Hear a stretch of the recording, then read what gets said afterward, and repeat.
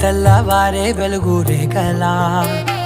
పచ్చ పచ్చ పచ్చి మట్టి బొమ్మలా అల్లి బిల్లి వెన్న పాల నురగలా అచ్చ తెలుగు ఇంటి పూల కొమ్మలా దేవదేవుడే పంపగా ఇలా దేవతే మా ఇంట అడుగే పెట్టెనంట బ్రహ్మ కళ్ళలో కాంతులే మా అమ్మలా మా కోసం మళ్ళీ లాలి పాడేనంట.